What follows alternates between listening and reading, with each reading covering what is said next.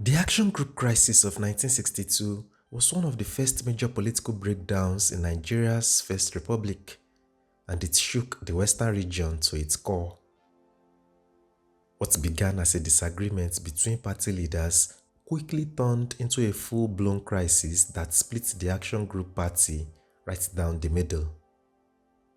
It wasn't just about politics, it was about loyalty, ambition, and the future of Nigeria's democracy, all playing out in packed chambers and tense party meetings across the West.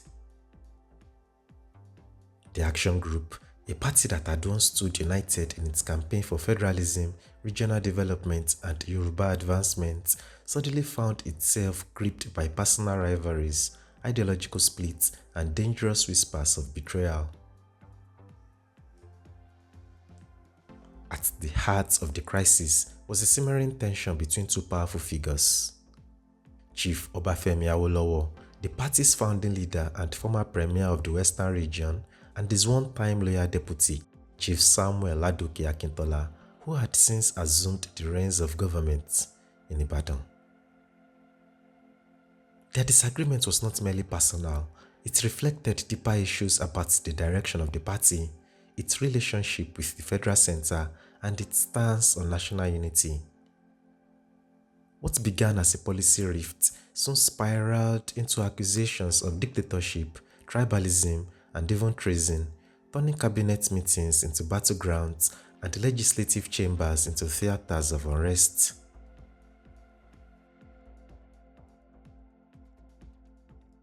The Action Group crisis of 1962 did more than split a political party.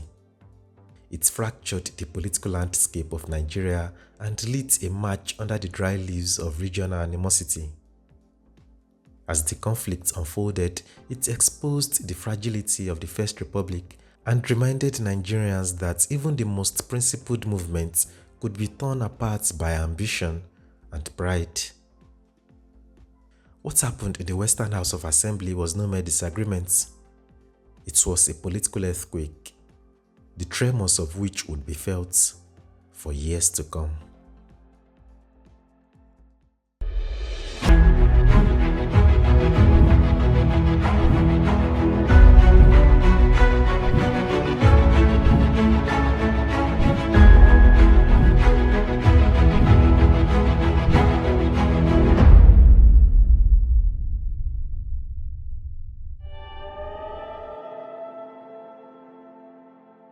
To talk about the Action Group is, in effect, to talk about Chief Obafemi Awolowo himself.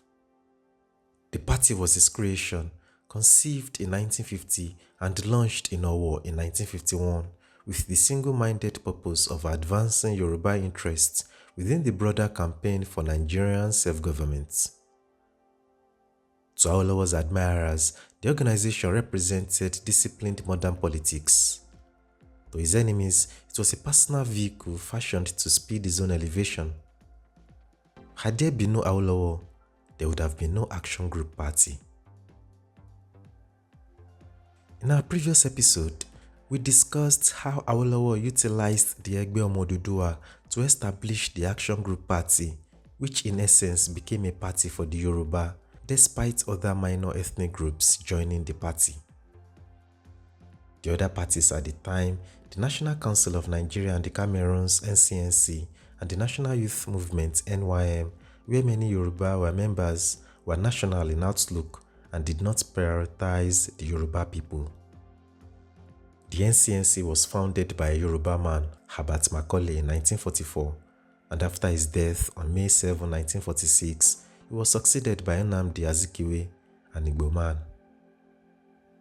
Because Azikiwe was Igbo and many of the Igbo elites gravitated towards the party, it was mischievously dubbed an Igbo party. But that is not true, because many Yorubas like Theophilus Benson, Kola Balogun, Ebikunle Akintoye, Ogedengbe Oged Macaulay, Adeleke Adedoyin, and Funmilayo Ransom Kuti, among others, were members of the NCNC. The other party, the NYM, which was a Lagos-based party, had Adeyemo Alakija, Ezekiel Oladipo Davis, Rotimi Williams, Samuel Ladoke Akintola, and Ernest Ikoli, among others. The NYM had its public voice carried by the Nigerian Daily Service, while the NCNC views thundered from the pages of the West African Pilots and the Southern Nigerian Defender. Politics in those years was conducted as much in newsprint as in council chambers, and the columns crackled with ridicule.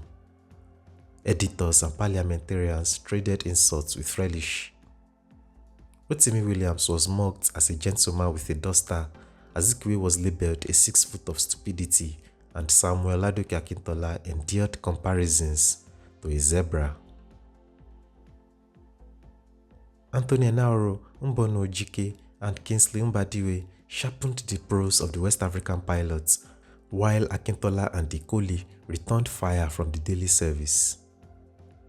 The quarreling sold papers, but it also deepened rivalries and hardened the sense that the action group was the Yoruba answer to an Igbo-dominated NCNC. As the NCNC planted branches across Nigeria, the action group captured hearts in the cocoa belts, in the markets of Ibadan, and the palace of Lagos Island. Many Yoruba voters, unsettled by talk of imminent Igbo supremacy, greeted Awolowo's arrival as a deliverance. In their eyes, he appeared almost prophetic, the leader who would defend their schools, their farms, and their place in the Federation. Yet, beneath the jubilation lay a hard political calculus. The older NCNC, already a household name from Calabar to Kano, still possessed the national reach needed to negotiate with the British and press for independence. Thus, the stage was set for a contest that would dominate the final decade of colonial rule. Mild-mannered in the courtroom but formidable on the stump, Awolowo resolved to match Azikiwe constituency for constituency, newspaper for newspaper, and speech for speech. Lagos society watched with fascination as two men whose abilities none doubted turned the struggle for Nigeria's future into a duel of oratory, organization, and ultimately, vision. The inherited rivalries of tribe and region found fresh expression in the volleys of parliament and the broadsides of the press, and the young federation learnt that unity would never be achieved by just the command of language.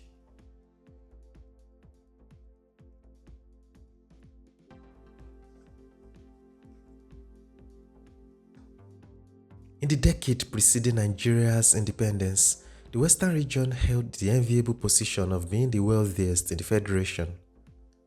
Its economic strength rested on a robust foundation of agricultural produce, chiefly cocoa, alongside timber and rubber. These resources, diligently cultivated and traded, brought a steady stream of revenue into the region's treasury. Under the stewardship of the Action Group government led by Chief Obafemi Awolowo, these funds were swiftly channeled into ambitious projects intended to showcase the capacity of an African-led administration. Education, infrastructure, healthcare, and media were all expanded at a rapid pace, driven by the belief that the wealth of the region could sustain whatever vision the party conceived. It was an era of extraordinary optimism. The introduction of free and compulsory primary education in 1955 was the crowning achievement of this era, earning the Action Group widespread admiration and cementing its popularity among the masses. However, the vision of free education, although noble, was not without complications. The policy was enforced without sufficiently considering the agricultural rhythms and economic dependencies of rural life. Many peasant farmers relied on the labor of their children during the harvest seasons. School attendance disrupted that cycle. As children were compelled to leave the farms for the classrooms, rural productivity suffered. In time, the countryside began to experience depopulation as entire families relocated to urban centers in search of opportunities for their newly educated children. Compounding this was the absence of any internal migration policy within the young federation. The Western region, being the only one to implement free education, became a magnet for families from other regions, particularly from the East, who wanted their children to benefit from the scheme. This migration put further pressure on the Western school system, social amenities, and the job market.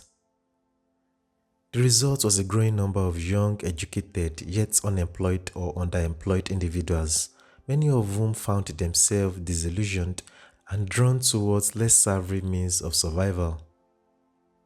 Yet, the scheme was not without its bright spots. The brilliant ones among the new generation accessed scholarships and pursued studies at universities within Nigeria and abroad, creating a class of well-trained professionals.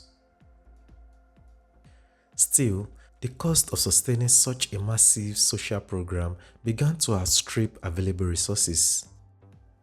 Initially, the Western region had a financial cushion in the form of the Western Region Marketing Board.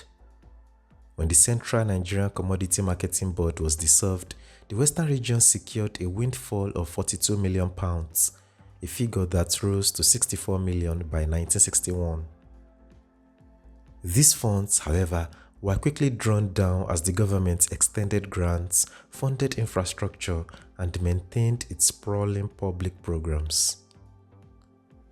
Grand structures like the Liberty Stadium in Ibadan, the first of its kind in sub-Saharan Africa, and the introduction of Africa's first television station in 1959 were symbols of modernity and pride, yet they came at a cost. Declining global cocoa prices meant that the main source of revenue was drying up, just as expenditure was reaching unsustainable levels. By the early 1960s, the Western region found itself operating at a deficit. Although the programs had delivered significant development gains, the region was now financially overextended.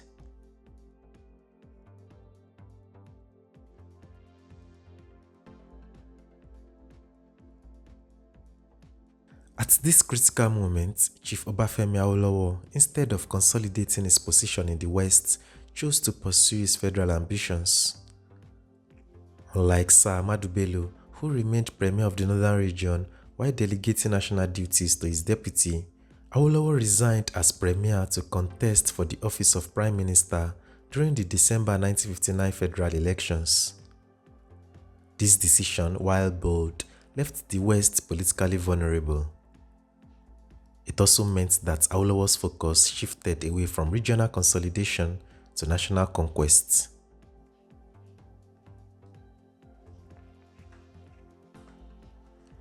The Action Group launched an extravagant election campaign across the country. In the north, helicopters were deployed to scatter pamphlets and bales of cloth bearing the leader's image, acts intended to impress the masses and overcome the firm political loyalty Northerners held toward their traditional rulers. Air displays wrote Awolowo's name in the sky, while a battalion of lawyers from the West was mobilized to monitor elections and challenge perceived malpractice. It was a display of organizational prowess and financial might. Yet, for all its energy, the campaign misread the political landscape. The North was not a region where political loyalty could be purchased with gifts and slogans. Allegiance to the emirs and the traditional institutions was deep-rooted and unshakable. While the Action Group invested in spectacle and modern strategy, it failed to appreciate the cultural and historical dynamics that guided northern politics. The belief that money, education, and mass mobilization alone would win the day proved tragically naive. The electoral outcome was a bitter blow.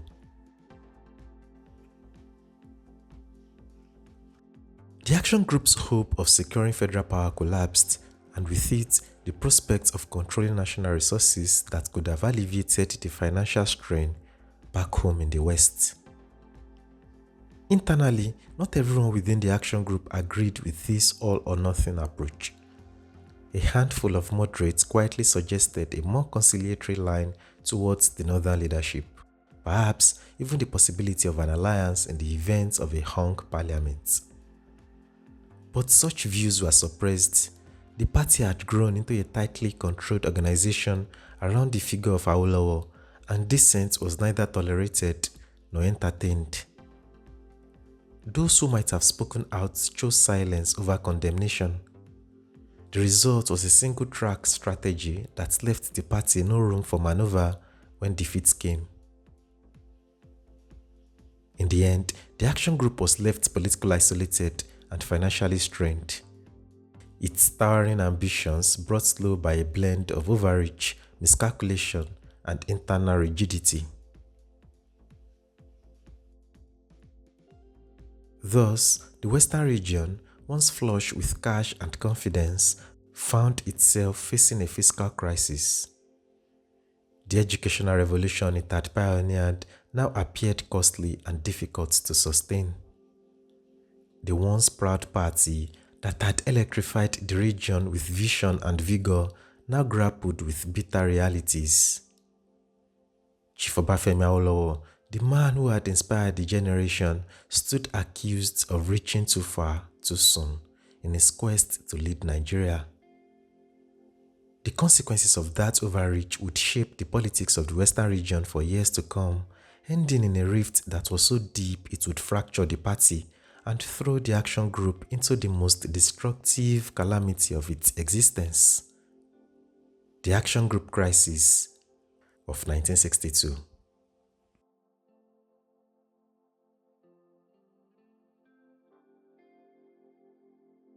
The action group crisis of 1962 was one of the most significant political upheavals in Nigeria's First Republic.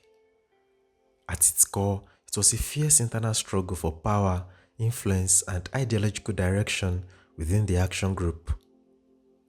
The crisis shattered the party's once unified front, destabilized the Western government, and contributed to the general atmosphere of political tension that eventually engulfed the entire nation in the years preceding the first military coup. In late 1961, deep divisions began to surface between Awolowo, now serving as the leader of the opposition in the Federal House of Representatives in Lagos, and Chief Samuel Adoke Akintola, his deputy and successor as Premier of the Western region.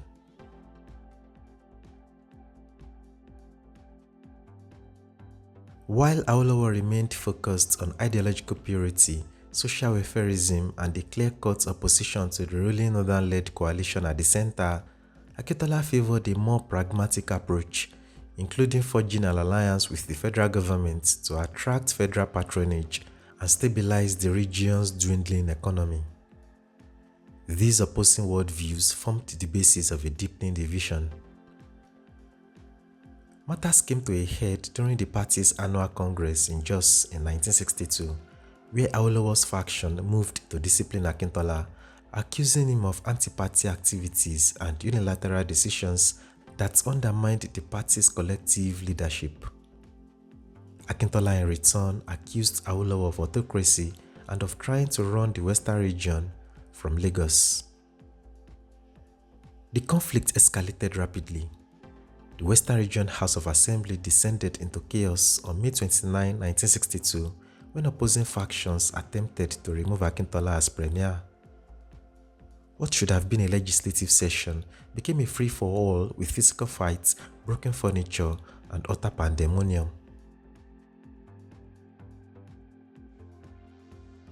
The crisis became a national issue, and Prime Minister Sir Abubakar Tafawa Balewa, invoking constitutional powers, declared a state of emergency in the Western region. Dr. Moses Majekodumi, the Federal Minister of Health, was appointed as administrator of the region to restore order. Akintola was temporarily removed, but he would later return to power on January 1, 1963 with federal backing, solidifying the split within the action group.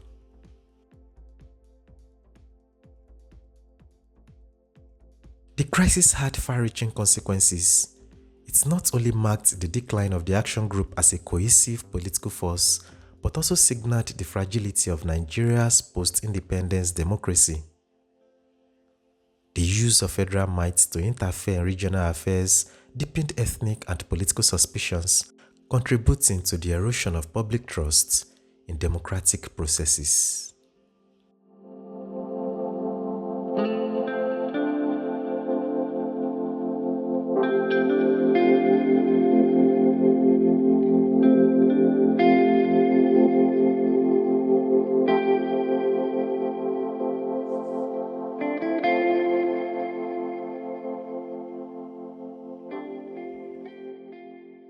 In the end, the Action Group crisis of 1962 set in motion a series of events, including arrests, treason trials, and the increasing militarization of politics that eventually led to Nigeria's first military coup on the morning of January 15, 1966.